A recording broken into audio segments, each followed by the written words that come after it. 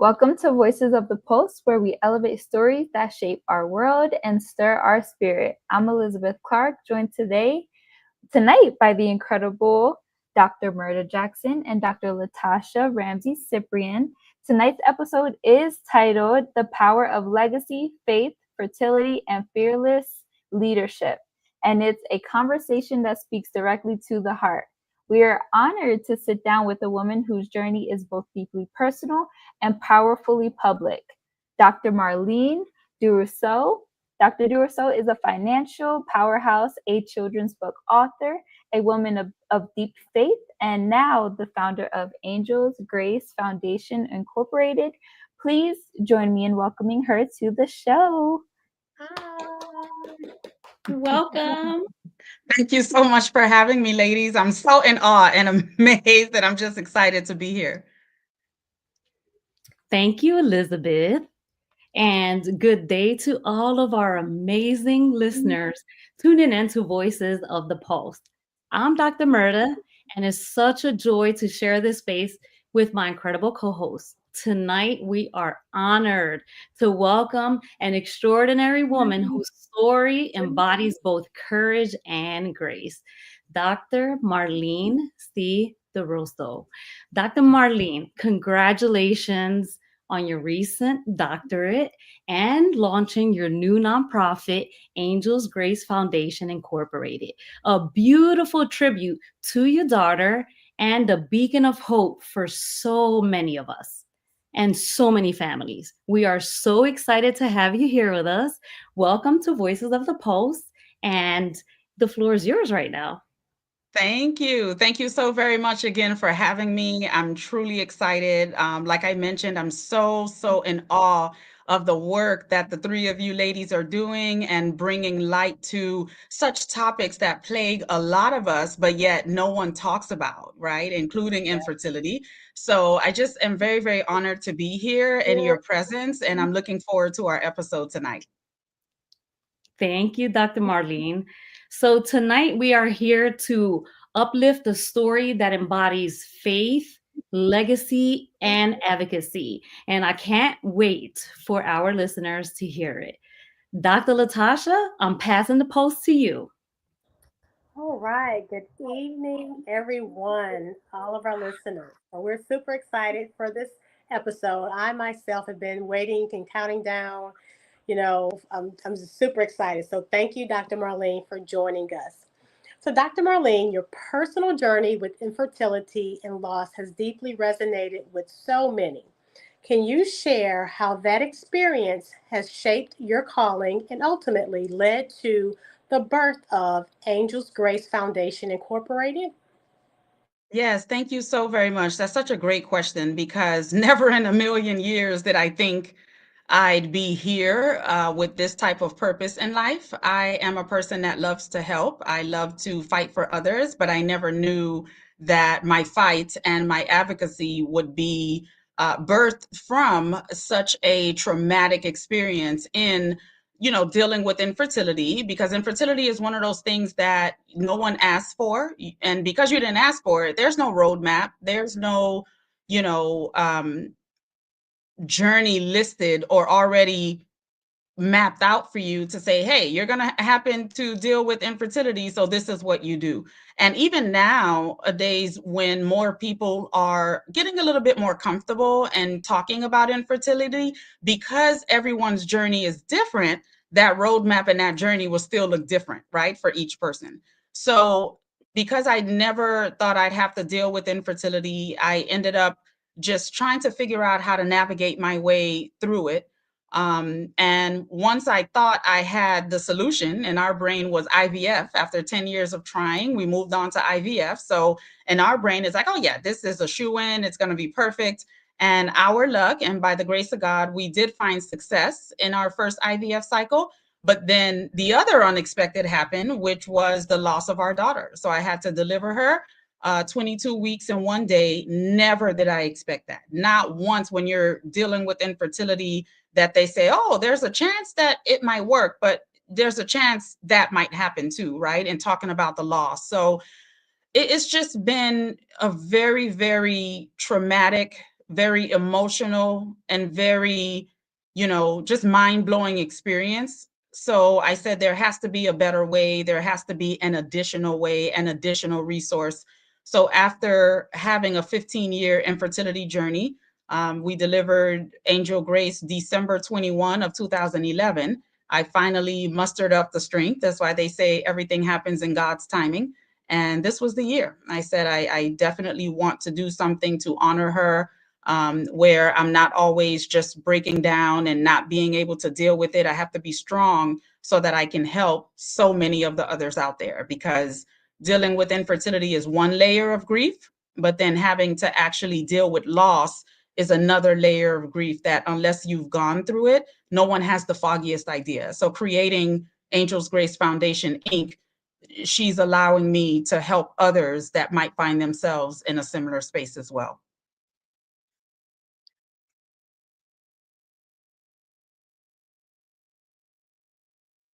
Thank you so much for sharing that. That's so inspiring that, just your story in general, I think is just so inspiring, and to be able to share that means so much to us. I do want to get into another question here. And your book, It'll Happen by 30, has been both personal and prophetic for many women. What was the writing process like for you, and how did it serve as healing? I love that part of the question that talks about the writing process, because for me, hearing you ask that question, the first word that came to mind or comes to mind is the writing process was therapeutic. Okay, because it was therapeutic, and the writing process started before I actually knew I was writing for the book. I remember as a young girl, I've always loved to write. And I remember telling my big sister that I wanted to write a book about my life. But when you're young and you're talking to the older ones, they're like, okay, well, what the heck are you going to write about? Like, okay, girl, that's fine. You can write your book. So never did I imagine that such a traumatic experience is what the first book would be about. So writing while experiencing the grief, being uncertain of what to do next, being afraid. I had a lot of anger. I was very doubtful in myself, in my faith. So writing about that in real time as it happened, it helped me get it out. Because sometimes after experiencing the loss, I have to tell you, and I know other people who've experienced this can maybe relate. Ladies, I couldn't tell you if I was coming or going, if I was sitting or standing. You're just in this daze, right? And you just want, at least for me, some days I felt like I just wanted to run into the middle of the street and just scream, just start screaming. But obviously we can't do that, and I wouldn't do that. So writing was that for me. That was my version of getting it out. And when I say writing in real time and didn't know I was writing it for the book, after having suffered that loss, I needed an outlet. I needed to be able to do it. So I just started to journal every day. So a large part of my book are actual journal entries of what was happening and what I was going through in real time at that time. Because when we tell a story, I can tell you today, okay, I was on a vacation 2 weeks ago on a cruise and I'm trying to remember what happened. You remember, but it's not as vivid as if I was on the cruise and I'm actually writing, oh my gosh, today we did this. And can you believe the boat started rocking? So that's what was going on, which is why I've gotten so much great feedback with the book, because it puts you in real time what was actually going on. And a lot of people could relate to that. So to ultimately answer your question, the writing process was therapeutic and it was healing because it helped me to get all of that out that I was feeling. Oh, I love that. Do you recommend that? Do you recommend as like an upcoming author or an author in general to write like that? Oh, yes. Okay. Because it started for me. I'm a girly girl. I love all things girl. I didn't really have like a girly girl color aesthetic like pink. I'm getting into pinks now, maybe because I have all boys. I don't know. But I love, and I say that to say, I loved rainbows. I loved flowers. I loved, sunshines and sunflowers. And when I was a little girl, I would buy all these Anne Frank diaries, the Yes. journals, the cute little 3-ring binders, but like the short Mhm. ones. And I would go to the store and my mom is already giving me the side eye because she knows I'm going to walk by the stationery aisle so I can get a book or something, and like a cute pen with a puff, so I can write. So I recommend it because even if you're not going through something as traumatic as grief, it's good to brain dump, get things out. How are you Mhm. feeling? Why are you feeling like that? Even if it's for no one to read it, but when you Right. go back and read it, and if you ever do decide, you can pull from that as real-time experience that will help others as well. Wow, I love that. Ladies, now we know Thank what to do you. with our extra journals, all the pretty journals we have. Yes. Yes. Thank you so much for answering that question for us. I am Yes. going to pass the mic to Dr. Mirta. Thank you for that, Dr. Marlene. Yes. So, Dr. Marlene, Yes. hearing your journey reminds me that legacy is not just about what we leave behind, but what we build in real time, as you mentioned. So, from your family to your foundation, everything you touch carries purpose. What do you hope Angel's Grace will become for the next generation of women navigating loss and faith? I just got the chills. I would love, and I know Angel would too, would love for Angel's Grace Foundation to be an outlet, a safe space. And I know we use those terms a lot, but not everyone knows how to cultivate a safe space and what it actually means. So I'm hoping it's a great outlet. It's a safe space to grieve, a space to be heard, a space you can enter where you don't feel judged. And one of the main things I hope that having this foundation does is allow people a safe space to not feel rushed to get over it or get back to normal business. And I think that's very, very important because oftentimes we all have happy moments and sad moments in life. And even the happy moments, society and the way that the world is doesn't even allow you to bask in that because it's always, okay, what's next? Okay, well, you can't stay happy for too long because we got to keep going. And when you're sad, when something, not so nice happens, not that you want to dwell or live in it every day, but you're human. Those ebbs and flows of emotions are going to constantly come. So you don't want to feel, at least with me, sometimes I felt like I was a burden. Like, where do I go? Because I might be okay today, but later or tomorrow, I may need to let it out. Where's that space? Who do I call? Where's the website? Where's the coaching group? Where is it? Without people feeling, oh my gosh, you're still crying over that? Or, oh Mhm. gosh, well, I'm not going to hang around her because every time we go over there, she wants to talk about this. And I just don't know what to like. It's hard. And this isn't to criticize anyone because guess what? They don't know how to help you. Yes. Right. And that's another thing that I hope that the foundation and then my book has started doing as well, is create friends of fertility, just teaching people how to help you, how to support you, how to allow you to get it out, giving you that safe space to do it. So in all, to answer the question, just hoping that Angel's Grace just is that safe space, that outlet that people know that they can go to, and it's there for whenever the memories come in or whenever you just want to be there and know that you have somebody that can relate. And I can't wait to even share more about this organization. Thank you so much for that. Thank you. We will now go into the next segment, which is titled Women Matter, Confidence, Coaching, and Community. So, Elizabeth, bring us into the next part of this beautiful journey. Yes, ma'am. Thank you. Okay. I want to talk more about, of course, your brand, your MCD business enterprise, all that good stuff. So your brand, your MCD business enterprise has uplifted so many through coaching, business mentorship, and confidence advocacy. What do you believe women are still searching for most when they come to you? First, I want to thank you for titling the segment or having Women Matter as part of the segment title, because that is the motto, the overarching motto of my brand, the MCD Business Enterprise brand, because women do matter. And I'm not saying women matter so that other people will treat women like they matter. Us women need to remember and be mindful and know that we matter. So it's a message to ourselves. Okay, woman, you matter. Like, don't discount yourself. Okay, you're it. So to answer this question, I think that the women that reach out to me and the women that I am in community with, they are still searching for or looking for validation. They're looking to be heard.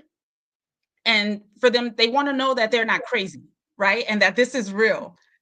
And Right. because sometimes we go through things, whether it's in leadership at our jobs or with the children or relationships, and you want to be able to get out what you're experiencing and feeling without having that judgment. And you want to do that with and to other women that relate and understand. And only when that happens, when we feel like, oh, okay, all right, someone gets it, then we're able to start working to navigate the next chapter of our lives. Because a lot of the times you're dealing with something and it comes with self-doubt. Why are you doubting yourself? Why? Because either somebody doesn't believe in you, or even though you believe in you, you don't have the confidence to think that you can actually get it done. Or even if you know you can get it done, it's okay, well, what are they going to think about it? Am I doing too much? Everything revolves around us trying to figure out the validation and acceptance. And I said I wanted this, but now that I have it, I don't want to come across as like I'm complaining. So who can I talk to for that? There's so many different layers to us women, and all of those layers matter. Like, okay, wherever you are, it matters. So that's the thing that I think we're still searching for. And I'm guilty of that myself. And they're like, okay, well, who coaches the coach? I have a life coach, right? Because sometimes we just get caught up in so many of the other doings and happenings in life that we're still, even though we have the accomplishments, and I don't mean accomplishments like on paper, just existing, living, taking care of everybody, getting through our checklist for the day. We know we're good. We know we can do it, but there's still that, so that is what I see with the women that I work with and what they come in looking for, still trying to get over that, being validated, being heard, and being able to know, like, okay, once I solidify this, I can move on with everything else that I have to do.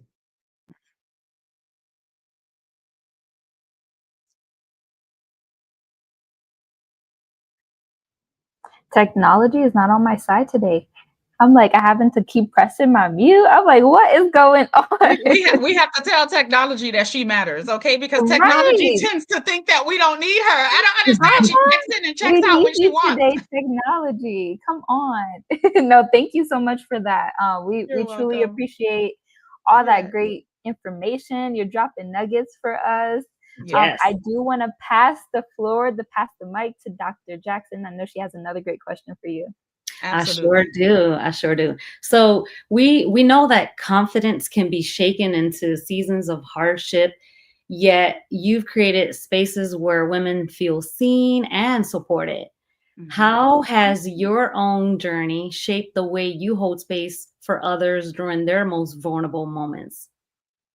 That's a great question, because oftentimes and I'm speaking for me, my thought of when people venture off into entrepreneurship, you're like, oh, okay, well, I want to be my own boss and I want to have a business, right? That's high level, normally what we think about. But this question is great, because why do you want to be your own boss? Why do you want to go into business for yourself? What are you planning on doing? So I had to reflect on that and say, I wanted to create a space.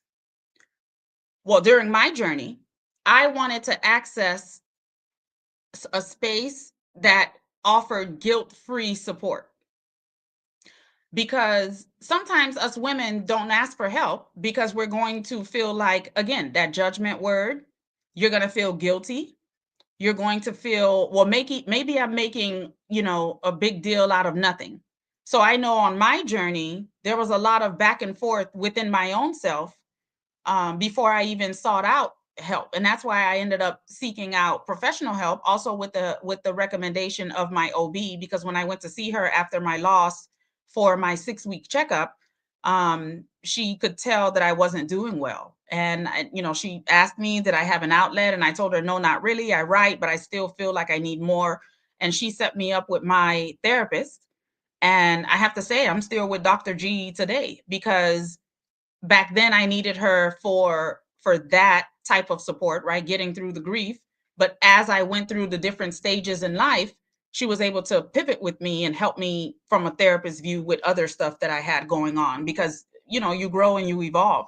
So I wanted people to know that, if and when you needed help, because you never know when things are going to hit you, right? Things just happen. Whether you just needed to have help, whether it was a listening ear, whether you needed to go take a walk because you want fresh air, whether that help looked like asking reflection questions. Why did this happen to me? Well, do you think I did something wrong? Or, whether you want to vent or cry or pray, I wanted to make sure I offered that for the people that I'm creating this business for. I want to know that I want to show up and hold space for others to have that as well, because I know that that's what I needed when I was going through the different stages of my life dealing with certain things. So, you want to be able to, I wanted to be able to create a space that once they came in and they explained, they know, okay, Marlene now is going to try to figure out a way to help them. She's been there. It may not be the same dilemma, but she understands. She's relatable. So my business has to look like, when you show up here, you're going to have some kind of relatability, some kind of help, and you'll leave guilt free. We have to let go of all of this feeling guilty for what? And I have to say that out loud for myself, because juggling so many balls and doing so many things, you always feel like you're missing out, or you're cutting something short. But it's okay. And even just thinking that, where's that safe space that you can go to? Because guess what? You're going to go to your mom, you're going to go to your spouse, you're going to go to your friend, and you can only imagine what type of advice they'll give you. Okay, well, what did you think was going to happen? You asked for this. Okay, Yep. well, you're not the first one and you're not the last one. So what's the problem? Put your big girl panties on. And guess what? Although all of those are facts, right? Those are factual statements. But that's not what you necessarily need to hear in that moment. You know that, but you probably need that help and that support to get you to realize and understand that. And once I do, how do we move forward without letting it bother you or try to take you out? So I know that was a long answer, but just to kind of explain, like, it's just dimensions to this. There's levels, There's no long answer. Yeah. No, that was Thank you. perfect. Yes, we needed to hear all of that. Thank you for sharing that message. Dr. Latasha, we will now, I'm passing the post to you, and we will now be moving into the next segment. Do you want to go over the title of the segment? Yes, so this is segment 4. It is faith, finance, and leadership. So I wanted, before I ask your question, you mentioned about safe space a lot, which is important, because as we all know, community is important. So I think that is so great that you mentioned, having that safe space.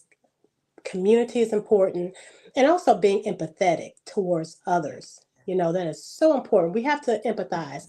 I may not be able to relate to what the next person's going through, but I need to lend a listening ear and show grace. So I just wanted to just mention the safe space and community is so important, and just being empathetic. Being empathetic is key, because like you said, we're going to go to people closest to us, but sometimes we may not even really want them to say anything. We just want them sometimes just to listen and just be there for us. So I just wanted to just talk about that. But the next question is that you shared that confidence is a learned mindset.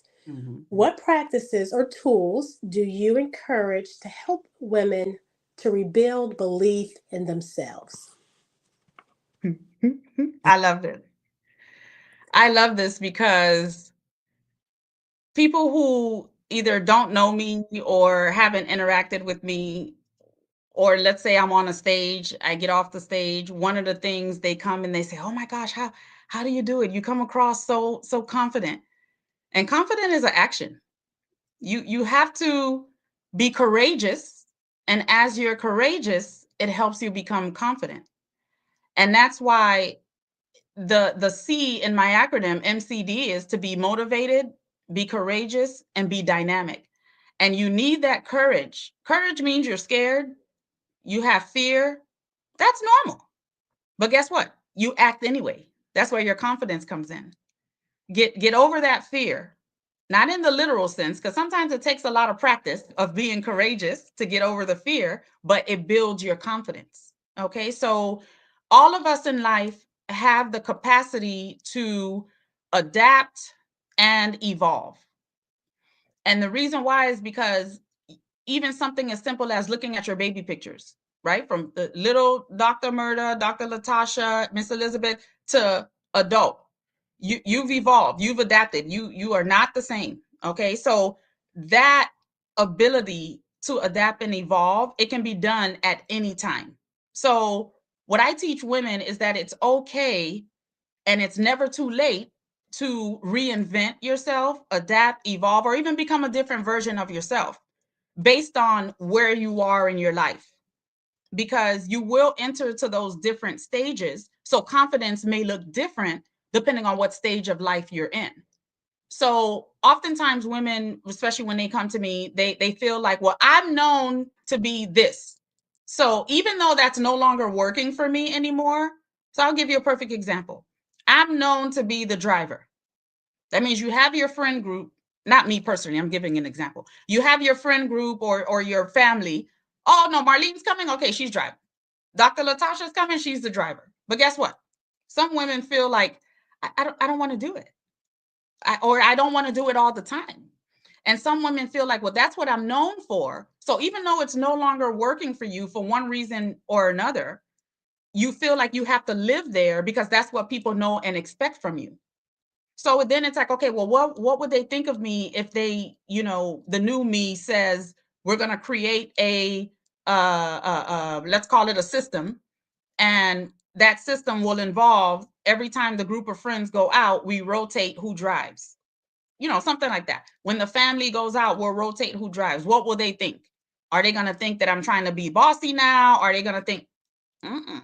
So I try to make sure that we understand as women, it's okay to reinvent yourself. It's okay to adapt. It's okay to evolve, because where you were, the young, free 20 something who didn't mind driving, you're going all over the place, it's not a problem. But now you're a little older, you feel a little bit more intimidated. The people are going too fast. I don't know, whatever it is. You should be okay to feel confident to tell your people, okay, no, this no longer serves me. I'm not doing that anymore. So outside of helping teach women that it's okay to reinvent themselves, evolve, adapt, that went into my research as well, because my research focused on women and leadership. So I'm teaching them what I call my morphology method, because you're a work in progress. You're always morphing.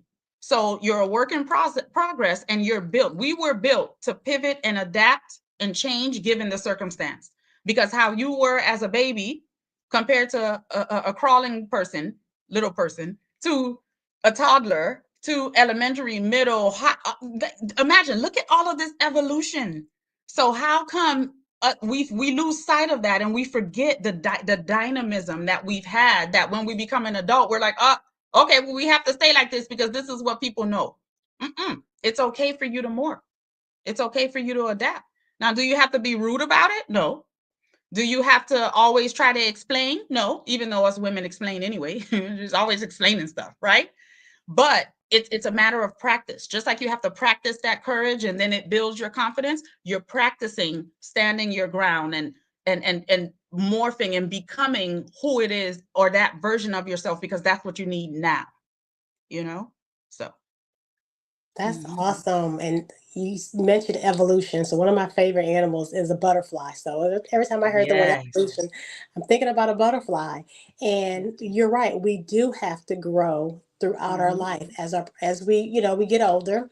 and we don't need to be stagnant. So Yes. evolution, reinventing ourselves. Thank you so much for just touching on that, because that is very important. A lot of women, we get stagnant as we age because we're afraid of people saying, "Oh, she thinks she's all that," or "She's changed now," and that's not the case. We're actually Right. evolving. So thank you so much for Exactly. touching on that.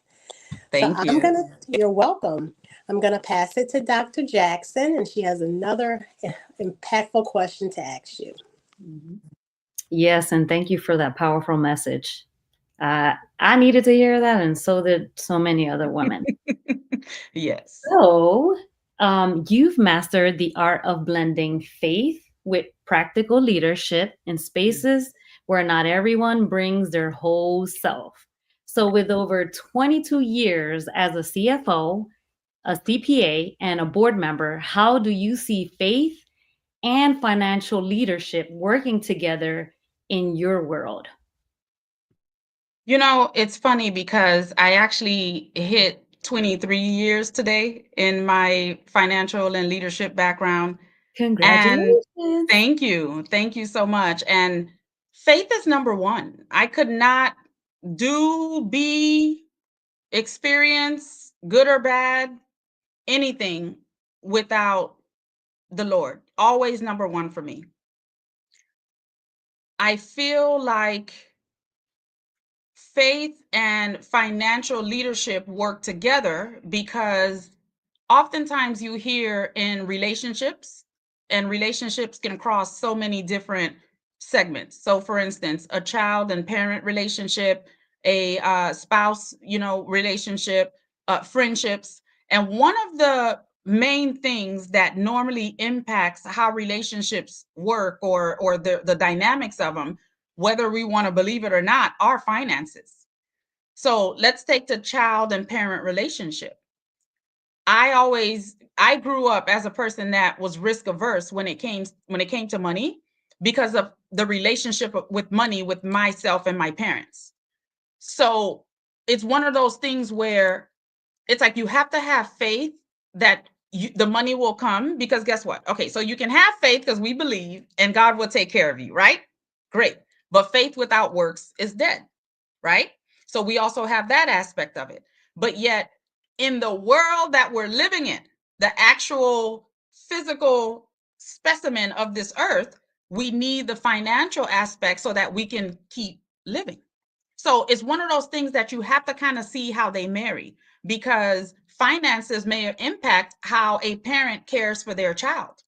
Finances may, and that'll hinder that relationship or bless that relationship. And I'm not saying that that's it's all what it's all about, but I had to really think about, finances are everywhere. So you're doing someone a favor and a blessing when you are accurately, efficiently, and safely garnering your finances, and also leaving it to faith to know that you're making the right decision as it comes to that. Because depending on what happens with money, it scars people from a little bitty person growing up.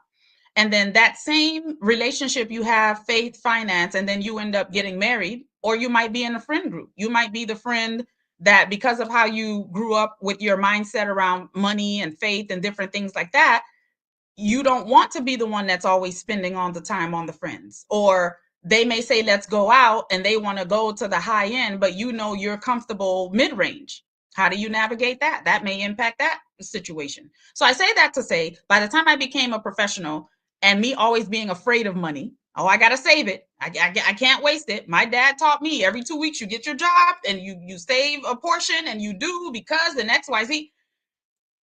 I have to believe that the Lord will provide. And as long as I do my part responsibly, it'll all work out. So it's always one of those things that I take my CPA license, my CFO roles, I take those very seriously, because you have to know what's going on with the money, because it impacts how you care for others in the world. In my day job, I'm in the nursing home industry. If I'm not taking care of the money accurately, the lights at the facility for the elderly will get turned off, or the food deliveries will be late, or whatever the case may be, paying the bills. So I take it very, very seriously. And because I'm also a person of faith and know that as long as I do my part responsibly, it'll work out, those are how I kind of bridge the two together. Thank you so much for that. You're welcome. You're welcome. Dr. Wow. Latasha, do you have anything to say, Elizabeth? That was powerful. Woof. Yeah, I'm really big on finances. So when you were talking, it made me think about how God wants us to be a good steward with money, and Mhm. He gives it to us. And just like He gives it to us, He'll take it away. But we have to. I remember you said being responsible. So we Yeah. have to be responsible. And a lot of us grew up with the scarcity mindset, where, like you said, we're scared. Like, oh my gosh, somebody asks for $5, and you have and let's say somebody asks for $5 and you have 10, you're scared to give them five because you're like, I only have Exactly. 10. That's gonna leave me with five. But we have to have that abundant mindset to know that if I give it to someone, I'm gonna get it back so much more. So I'm Exactly. so glad you touched on that, because that is so important. Our mindset plays a lot, and it's also, like you mentioned, the relationship we had, how we were Mm-hmm. raised, how our parents taught us, and that's also, going into how we raise our children if we choose to raise them Exactly. differently. Because my grandfather, it Mm-hmm. was always, you get your money, you put it underneath the mattress. He didn't trust the bank. He Yes, did not exactly. trust the bank. He was like, I Yeah. put it in a coffee can before I put that money in the bank. Right. Mm-hmm. So, Mm-hmm. oh my gosh. So that's going to bring us into the next question. Yes. So, Dr. Marlene, what has your experience in financial leadership taught you about advocacy and community responsibility? I love this. I literally was just talking to my brother. We had a family meeting today, all the siblings at my parents' house, just taking care of some stuff because I call us the sandwich generation. We're in between or sandwiched in between taking care of our parents and taking care of our kids. So we were in the car and we were talking. I was just having a conversation with him, and somehow the conversation shifted to all of the boards and volunteer work, all the boards that I sit on and volunteer work that I do. And I told him, I said, some of the work that I do include, I'm on the board for my children's, it's like a PTA group. I'm the treasurer for that. On my HOA, the homeowner association where I live, I'm the treasurer on the board, for that. There's a nonprofit organization that focuses on helping people through miscarriage and infertility. It's called Filling Empty Wombs. I'm a board member and CFO for that. And in the church, I sit on the finance committee as the chair. So he was just looking at me and shaking his head like, girl, I don't even understand. And I told him, I said, listen, I learned from a young age through my faith that we must give back either by way of time, talent, or treasure. And as a young kid, I always heard that and never really understood what it meant. But as I started to just learn more about my faith on my own and venture out and, go to church and just seeing how things are, and me as a person, it's always been in me and within me to help. I just love to help people to a fault. So because of that time, talent, and treasure that keeps playing, we all have a responsibility, to give back. And I happen to love to do it, which is which is good, right? And I do it in a way that advocates for people who can't do it for themselves, right? And it's important that we help the community with the gifts that we've been blessed with. And it took a lot. And me sitting before you today, 44 years old, I can open my mouth and say, I am talented.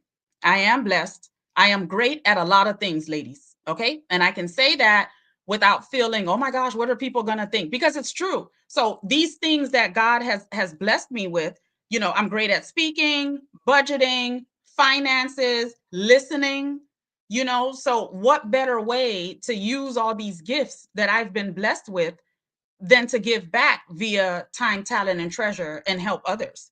And that's how community is built. Community is built on everybody pitching in however they can, when they can. Now, I do admit sometimes I have to reel myself in because I go overboard, just because as a human being, we have a certain physical capacity as well. And that's what I mean by having to reel myself in sometimes, just to make sure I get the rest that I need and the clarity. But I love to be involved, and I love to give, and I love to gift. It's truly my love language. because I don't want my family and friends to be upset with me, I'm not going to pan my camera to show you, include. I've gotten gifts that I feel uncomfortable receiving them. My job is to give. I'm learning. I'm a work in progress that I have to be okay with receiving because I'm not comfortable with it. I feel like I already have so much. I'm blessed with so much I want to do for other people. And so my friends are teaching me that just like you like to do it, don't take it away from us who want to honor and celebrate you. So that I'm learning to do that. But time, talent, treasure, that is important. Your community needs you one way or another. And if you can give back and do it, that's what you do.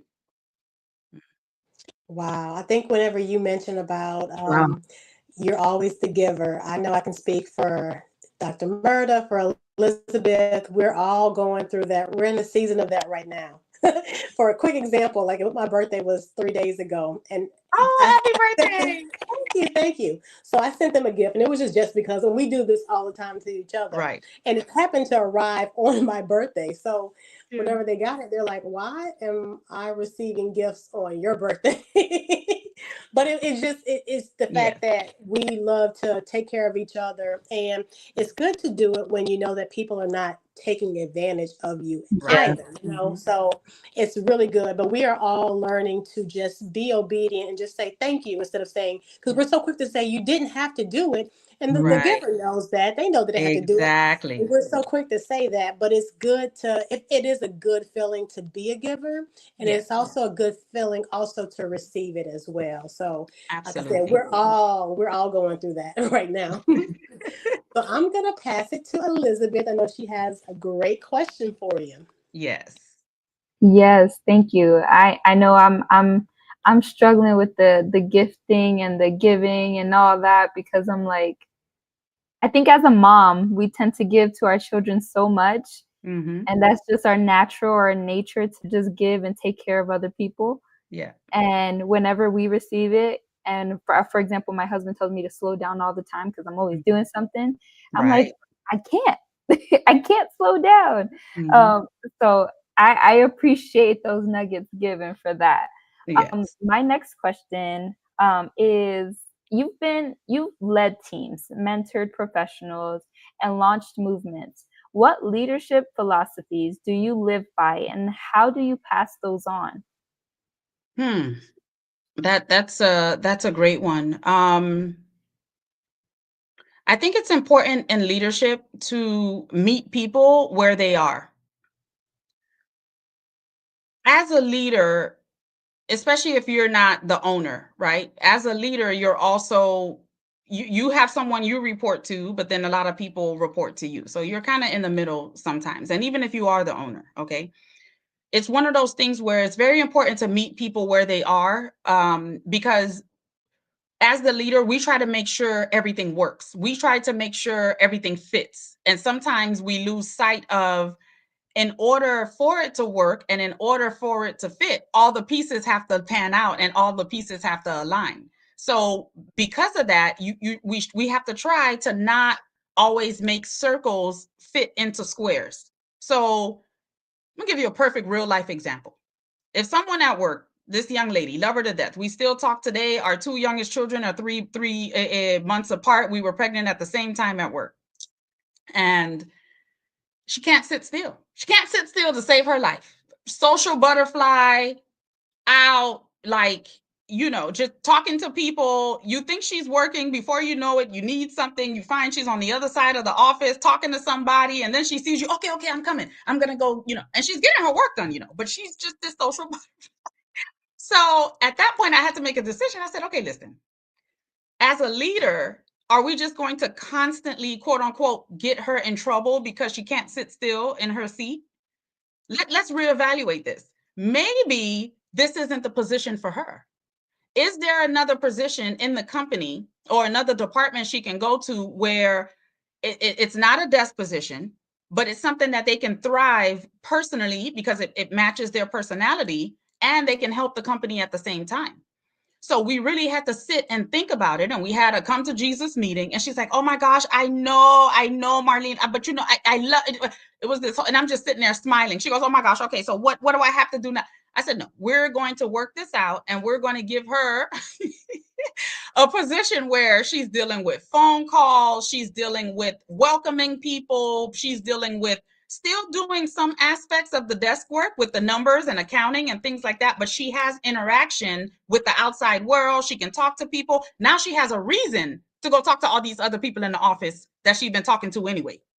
Okay, so you know, we have to kind of think outside the box and just meet her where she is. So the reason I say that is because, you know, you want to help people to really bring out what really makes them them. Yes, we still have rules. Yes, we still have, you know, laws that we have to abide by. But if there's a way you can meet them where they are, stay calm instead of fussing or reprimanding harshly and, you know, being mean in terms of, and I'm stern, right? I'm not saying, you know, be a pushover, but actively listen. How can you help them? You know, is there a way I can kind of pivot so that I can pour into their skills and their innate abilities while still also helping the company? And sometimes it might have to be the hard conversation. You know, this position just isn't for you. This company just isn't for you. I'm doing you a disservice by letting you stay here. Yes, you need the money. Yes, we need a job. Okay, fine. But this isn't it. And at that point, if it means that I'm helping you with a succession plan for you to find another job, I'm okay with that because you're not thriving here. And all it's doing is sometimes causing grief for everybody else around. Well, why does she get to not walk around and never get in trouble in the minute I'm 5 minutes late? It becomes there's so many different dynamics in this whole leadership thing. Okay. So I activate my mentoring, coaching them, and then I also pass this along to my team by way of my leadership as well, so that if they have a couple people that report to them, they can think back of, well, what would Marlene do? And of course, not to say that everybody would have to do it like me, but is there an opportunity? That's my philosophy. Is there an opportunity to be able to meet them where they are and make change happen based on that? There's other things I believe in too with leadership, but my experience has been some people may be good at writing versus numbers versus people person versus, I had one lady, she had to build HMOs. She was petrified of the phone because with the HMOs, they don't want to pay you. So she had to be on the phone. Oh no, we had to switch. We now say you are in charge of billing Medicaid. You don't have to talk to anybody.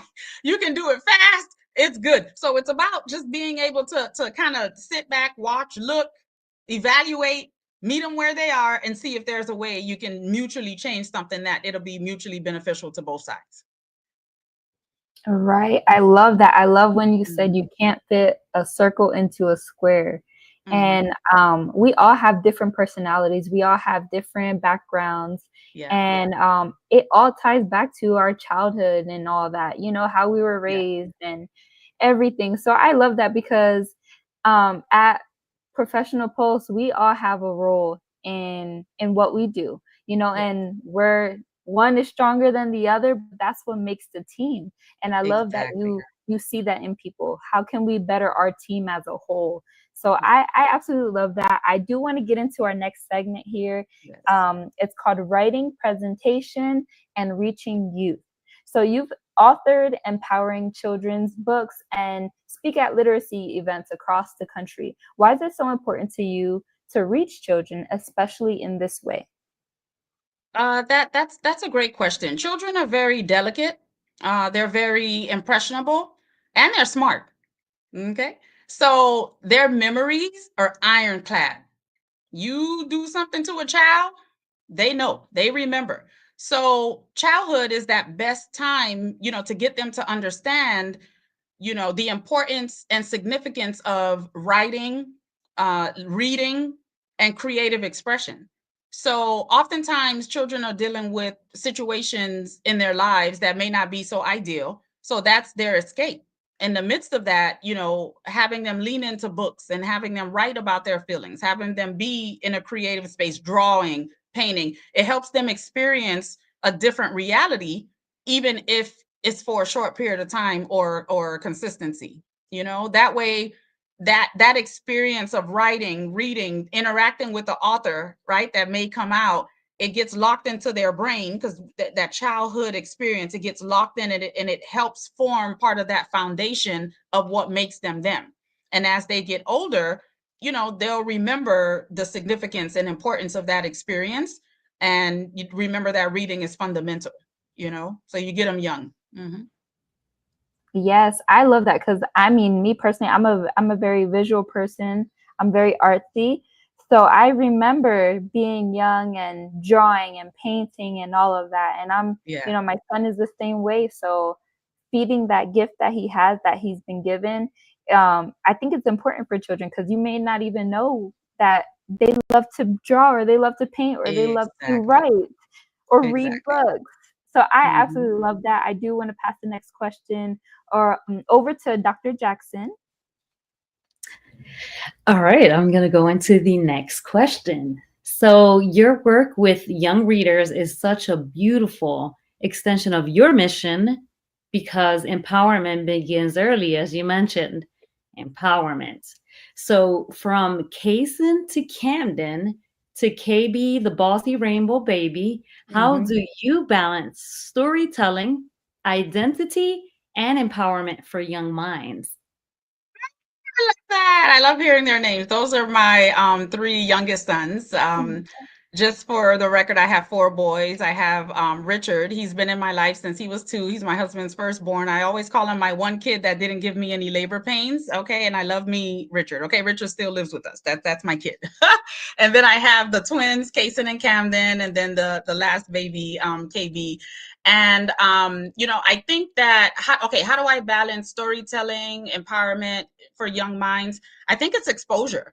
You want to show them what it means, you know, the storytelling, the empowerment. What does it mean to be empowered? What does it mean to live through a story?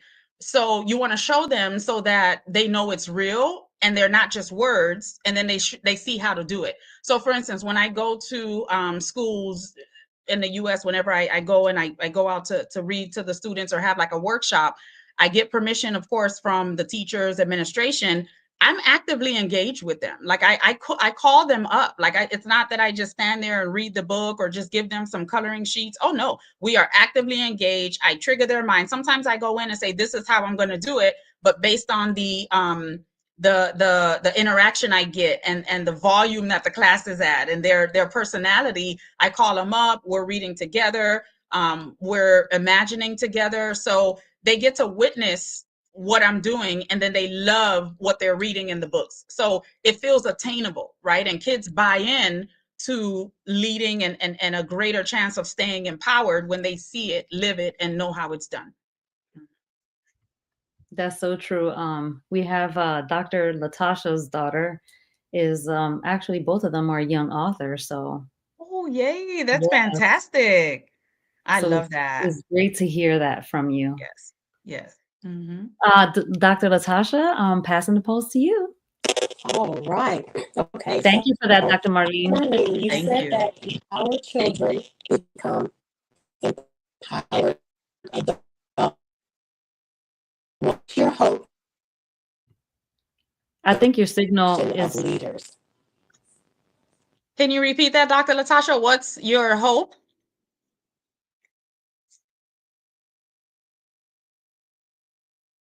Oh, I think I technology, think she don't froze. think she matters. Yes. No. Technology, it's a day. I They don't know. listen. Technology is like, no, we don't want to hear anything. I can ask the question for her. Okay. So, Dr. Latasha was going into we're still in segment 5, and Okay. her question is, you said that empowered children become empowered adults. Mhm. What's your hope for the next generation of leaders? I would hope that our next generation of leaders would take what they see, the current generation, take what they see that we're doing well and build upon it, make it better. And for them to take what they see can need or use some improvement, and be brave and courageous and confident enough to make that change. And I say that because oftentimes we hear the saying a lot in many different spheres, right? If it's not broke, don't fix it. And sometimes even if it's not broken, it's okay to fix it, Yes. because guess what? It wasn't broken in the snow, right? And it worked in the snow. It's not broken, but now we're in the sun. The young generation of leaders, the next generation, should say, okay, you know what? That worked for us in the snow, but I'm realizing it's not working in the sun. So who's going to do it? Because that's another thing. We all kind of wait as humans innately to see who's going to make the first move. Yes. That's where I say for them to be brave and courageous enough to notice it, have an eye out for it, and start to lead the charge to make the change. So I really hope that if they saw we did some stuff well, give us our props, okay? And then go on. And if they saw that we weren't doing too right, give us our props. Poor things, they didn't know. It's not their fault. It was hot. Okay? And then go on and change it, okay? Because evolution, we have to evolve. We have to change, and it's okay. Thank you. I love it. You're welcome. Dr. Marline, so as we wrap this incredible conversation, first, we want to thank you so much for all your words of wisdom. I will watch this episode over again. But I'd love for our audience to hear this from your heart. What legacy are you most proud of today? And what legacy are you still building? Wow, legacy. That's a word that's been coming to me a lot, in one way or another. I see it in my dreams. I sometimes visualize it as I'm driving and just see the word legacy. And I think the legacy that I'm most proud of today, especially after having the meeting with my parents and all of our siblings at the house today, I think revolves around my parents and what they instilled in us as immigrants. I am first generation American, and my parents are the living embodiment of, we came here early 30s with nothing, brought in our kids, my older brothers and sisters immigrated here when I was 9. They worked hard, got the kids here. My brother and I were here. And when I tell you, these folks worked very, very hard. So it's a legacy of living and excelling beyond immigration. Immigration doesn't have to mean where you are is where you stay. And my parents as immigrants may not have been able to accomplish everything they wanted to accomplish because their life was disrupted with the need to move. But through us, they are realizing and living their dreams. So that's the legacy that I'm most proud of when it comes to my life right now. And that's what drives my siblings and I to just keep doing better, keep being better. Our parents worked very, very hard. And that's a story for a lot of people. I'm sure that's just how it is, right? And the legacy that I'm still building revolves around my parents' legacy looks different because they immigrated here. Myself and my children, we're here. We're of here, right? So how do I get them to understand and buy into hard work, dedication, being a good person? Yes. I think if all of us just have a little bit of empathy, a little bit of compassion, putting yourself in other people's shoes, it'll take us a long, that's a legacy. I'm still building that because you're dealing with boys and I'm just bringing it down to, simple. They're boys, they're brothers, they're kids. They're in that whole phase of mine and this and that, whatever. They're little people, but just being a good person, helping out when you can, right? Being authentic. Yes. And trying to put yourself in other people's shoes. I think the world everywhere needs that. Just listen to what's happening, see what's happening. If only people would just imagine if it were them. Thank you. Thank you so You're much, welcome. Dr. Marline. You're welcome. Your story is a reminder to all of us that legacy is built one act of courage at a time. Yeah. We are so grateful you shared your heart with us tonight. Thank you. So, Thank you. Elizabeth, I'll hand it to you to leave our listeners with their final dose of inspiration tonight. Thank you so much. Thank you so much for all those amazing, inspiring words that you've Yes. given us today. I have truly been inspired. I cannot Thank wait you. to rewatch everything Yes. and just really be active on taking those notes. Yes. I think from, I guess, my point of view, I think my favorite part was just truly writing down everything that you're going through. Mhm. And with me, due to health issues, my memory is horrible right now. So I think that would help me, I guess, in a way, remember what Yeah. I've been through, share with my kids what I've been through and what we've been Yes. through as a family, and just in general, just a way to vent. Yes. Um, for our listeners, this is Dr. Marline C. Duroseau, and you can find more information about her at her website here at mcdbe.com. I'm going to leave that there. And I do want to thank you so much for all the information you've given us today. I'm not sure, Dr. Mirta, if you have anything else to add in there. I know we've learned and we've heard so much today, and Yes. I can't wait to rewatch it to just learn more. Yes, Thank you. I am a person that have to watch the video again too, but Yes. I enjoyed every minute. I enjoyed all your words, and I cannot, just like Elizabeth mentioned, I cannot wait to watch this again. And my Thank husband's you. gonna get tired of me, but it's okay. It's all right. It's okay. I listen, the pleasure is all mine. I love your platform. I love what you're doing to help empower women, giving us that visibility and awareness that we need, and just having compassion and empathy in your brand for what your clients and your people that you're helping showcase bring to the table, and that just says a lot. Thank you Thank so you. much. Thank you. We really Thank you appreciate so it. much. Well, Yeah. thank you so much, Dr. Marline, for sharing your heart, your mission, your legacy with us tonight.